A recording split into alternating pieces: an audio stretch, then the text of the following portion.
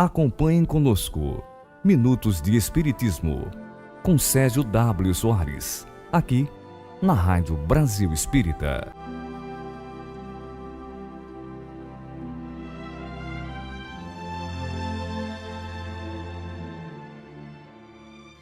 Bom dia, boa tarde ou boa noite para você que está aí nos ouvindo pela Rádio Brasil Espírita.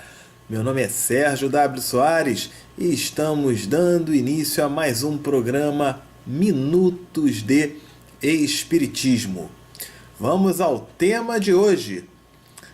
Qual a causa de nossas doenças? Olha, esse tema é muito interessante.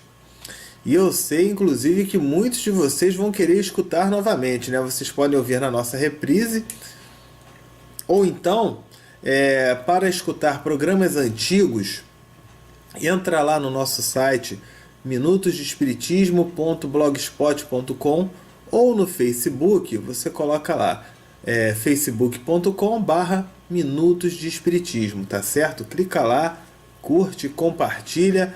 É bem interessante. E o tema de hoje, mais interessante ainda, né?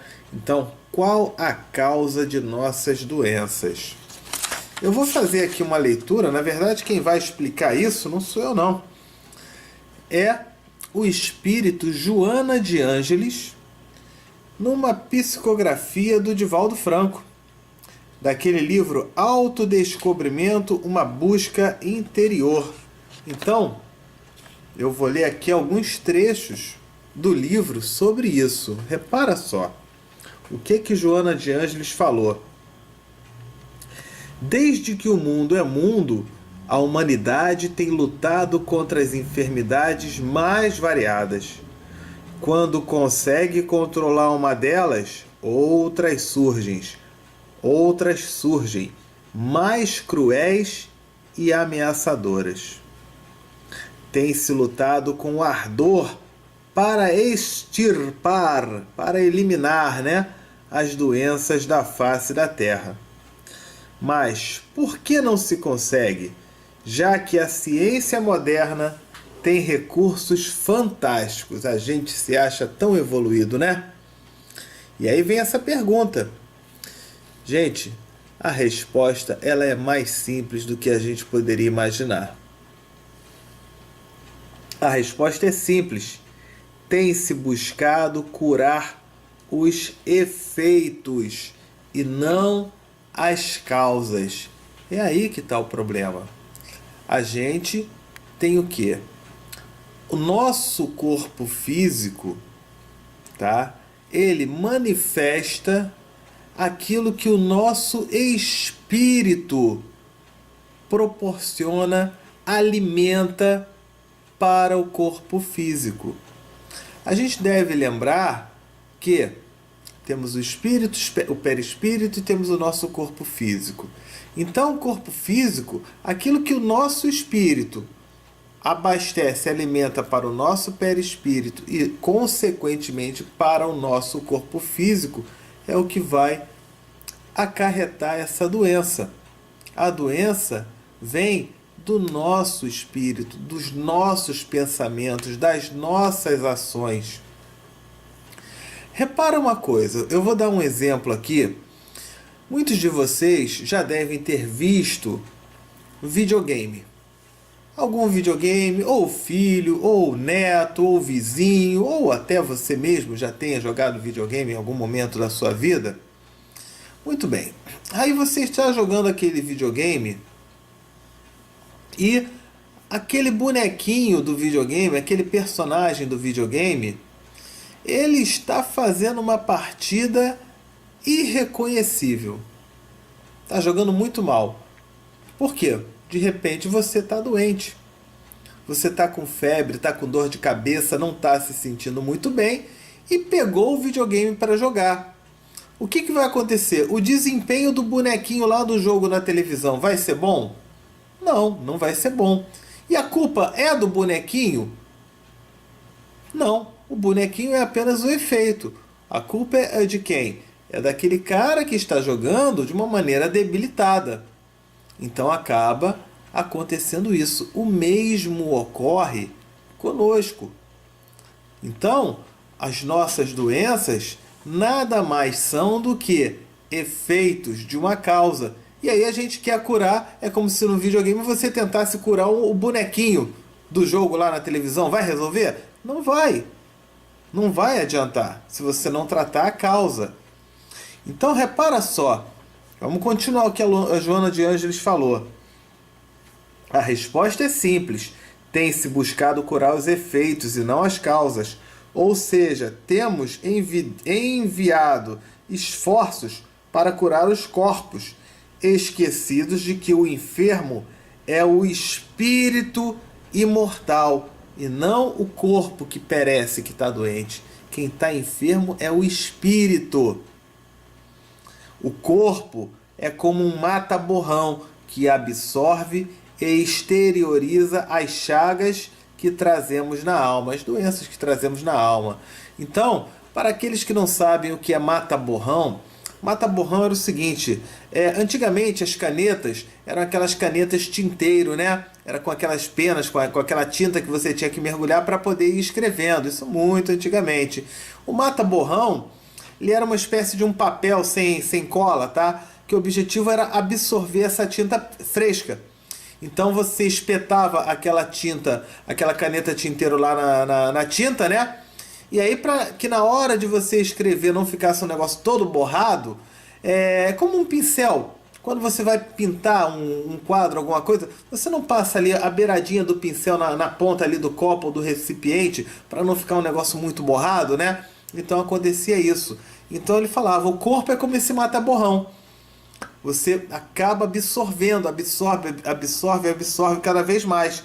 Então o que ela colocava? A mente elabora os conflitos, os ressentimentos, os ódios que desatrelam, desligam as células dos seus automatismos. Então a gente já tem uma configuração para funcionar.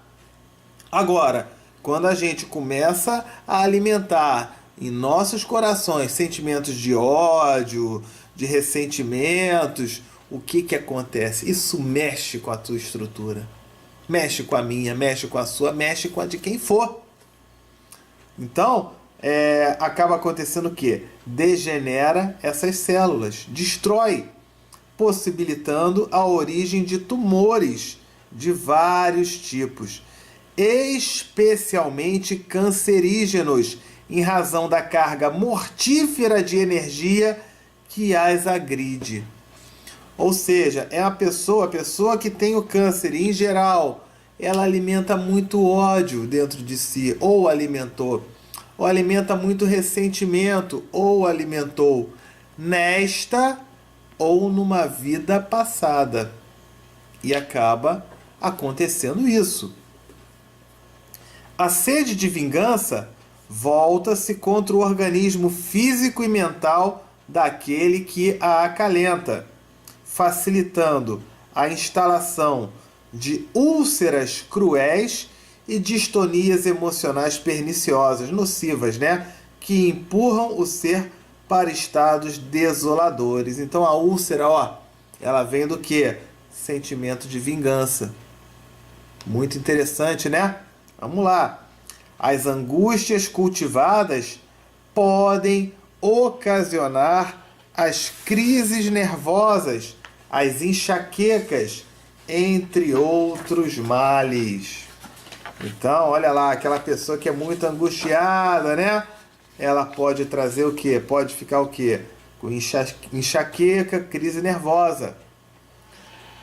A inveja, a cólera, a competição malsã, maldosa, né? É quando você quer competir deslealmente, quer puxar o tapete do outro, aquela coisa toda.